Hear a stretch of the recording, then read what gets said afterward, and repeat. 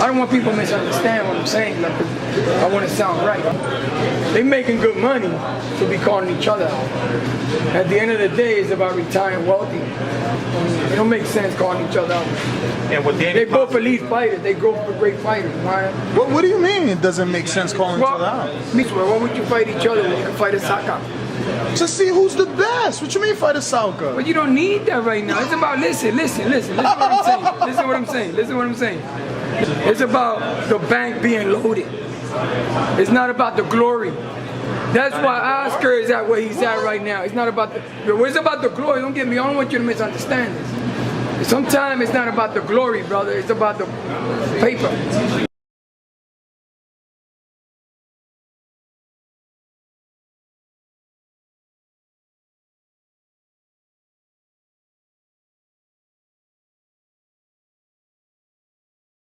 Why would you fight each other when you can fight a soccer? To see who's the best. What you mean fight a Sauka? But you don't need that right now. It's about listen what I'm saying. Listen what I'm saying.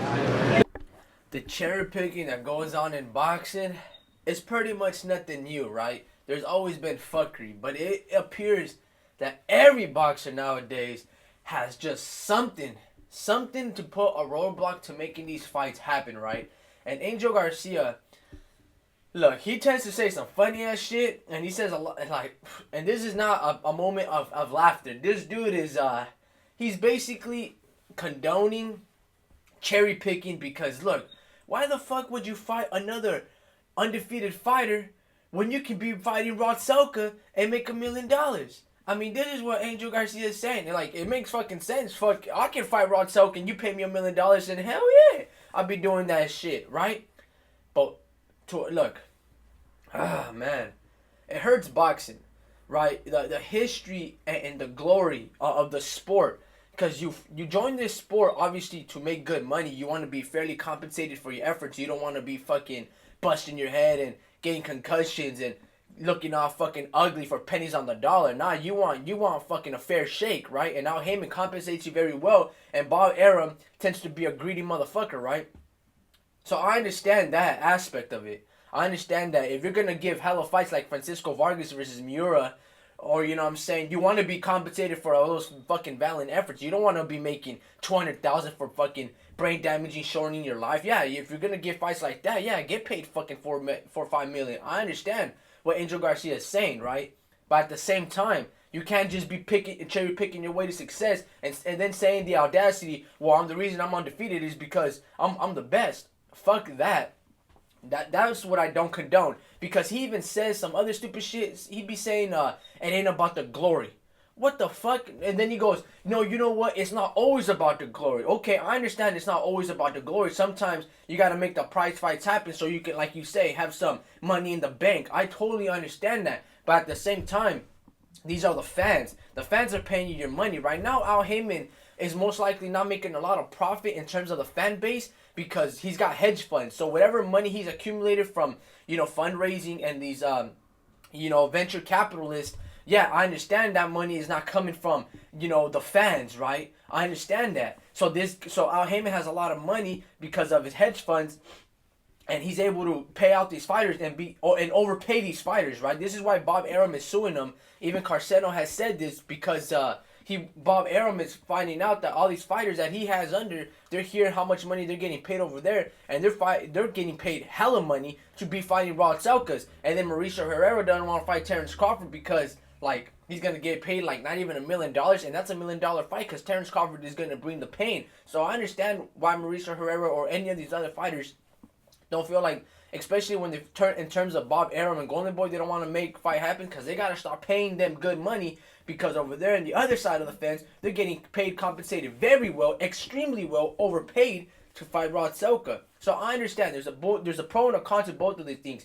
You overpay these fighters, right, and fighting nobodies, right? But how come you can't do a little bit of both? If you're going to give a good fight against two great fighters, why don't you pay them very well? It's very easy, but at the same time, these promoters are in it to make profit for themselves, right? They're a little greedy, and they understand is this. Look, the less money I pay for one guy, the more money goes in my pocket, right? If you pay both guys very well money because they're going to give a very good fight. It's good for the boxer, but what about the promoter? That's the way they're looking at it, right? And you'd be like, fuck the promoter. I understand. I totally agree. But at the same time, I understand realistic. These promoters make themselves wanted extremely even more. They're basically pimping out these boxers, right? Well, Al Heyman to a certain degree does pimp out these boxers, but it's hurting the competitors. And at the same time, it may just be hurting in terms of making the best fights happen. Look, there's a pro and con to everything. Al Heyman pays his fighters very well. That's why those fighters are very loyal to him, right? And he brought fights back on channel television. But then he diminishes the glory aspect, right? I'm surprised he hasn't made his own PBC belt, right? And adding another more belt to with these corrupt sanctioning bodies. So I mean, there's a pro and con to everything, right? In the terms of Golden Boy and Oscar De La Hoya, well, they gotta make money for themselves, right? Because they're getting money from the fans more so than hedge funds, guys. So they can't really pay that much because it's a demand and supply type of thing. So I understand, but it just look. There's glory, the aspect of glory, and then there's the aspect of money making. Canelo seems to be going a little bit of both. He's gone after the best fights out there, the fights that actually mean something. The Floyd Mayweather, the Trout, the Lara, the Cottos. He's actually going for that, and he's getting compensated very well. That's one of the things I admire so much about Canelo, because it don't matter about what he wants, it's what he needs. And what he needs is that satisfaction of being a winner. And so far, he's proven it. That's why I'm pretty sure he's going to fight Triple G. I'm hearing they might even fight in May, but I know for sure it's going to be in September. But that's the thing I'm talking about. It's that glory. And he knows he's going to get paid well. He already got paid extremely well with the Floyd Mayweather fight when they did $2.2 million. So I understand. And in terms of Danny Garcia, they're going after the money. I mean, it's apparent what they want. It's the money. And that's why they're not complaining. They're like, yeah, dude, give me Rod Selka, right? So, look, boxing is a sport, right? And I understand in this terms, a lot of these boxers have been fucked over and pimped out. And they're left bankrupt. They're left being dope fiends, etc., right? So that's a good thing that these fighters are starting to be cognizant, aware of basically exploitation, right? Boxing exploitation that has exploited these fighters, and basically these promoters have made a killing off of it, right? I mean, for example, is this Bob Arum has made so much fucking money, right? Well, he better have made so much money, right? He's basically fucked over that taxes with Manny Pacquiao, not informing him on how to do it or anything like that. And if that was with Al Heyman would be taking care of Manny Pacquiao and making him that much money. Bob Arum has a ticket recipe for success. He has built up Floyd Mayweather, Oscar De La Hoya before they left, Manny Pacquiao, Terrence Crawford, Golovkin. Bob Arum is the longest promoter in the business because he knows the recipe, he knows the talent, and he knows how to build it up properly. But he's in the boxing game for 70 plus years, and you can't tell me that he's not greedy in the sense, you know what I'm saying? He makes himself wanted extremely even more with the good networks and his production. But at the same, because I mean, HBO production, when they do inside the game and type of shit, not the fight game, but when they give you total access, they do that shit better than everybody in the game, better than PBC, better than Showtime. When you watch HBO production, that's where it's at, even with the bias commentary that Jim Lampley is. But Showtime's got bias, everybody's got bias, you know what I mean? Sugar Ray Leonard, he's not biased, but he sucks as a commentator. I love him as a fighter, but he sucks as a commentator. He don't really know how to comment. The dude Marv Albert, great basketball dude, but I think that's his name, shit. But in terms of boxing, that boy don't know jack shit. I think you better gotta put Paulie Malignaggi up in there, but Paulie Malignaggi has up in Showtime. Anyway, look, I don't even know where I'm going with this, man, but it's this. It's the pro and con to everything, right? And boxing and boxers are starting to be aware that, a lot of these promoters has exploited them. And now they found one that's been overpaying them but treating them very fairly. That's why they're very loyal to Heyman.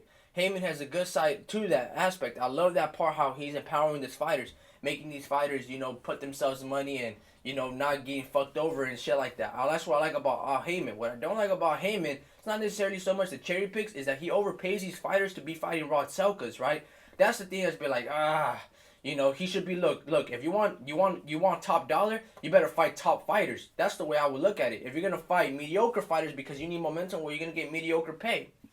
But eventually, Al Heyman is eventually gonna turn the tables on his fighters and be like, look, I paid you guys good money. Now I need results. Now I'm gonna have to pin you guys against. I will always put you guys good fights, and give you good fighters and get you good money. But now I need results, and that's why Al Heyman has to learn. It's not always just about the fighter. It's all about the fans as well, because the fans are the ones basically that make money, because the hedge fund money that he got will eventually run out unless they just keep giving him money and money. But again, they're gonna want results because everything needs results.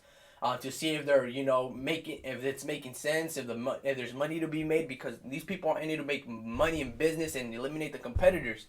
And Bob Arum, that's why he's suing, because he's like, dude, my fighters are hearing how you're paying your fighters, and they want to jump ship, or they're asking me to pay them too much money when I don't have that hedge fund money. It's the supply and demand over here.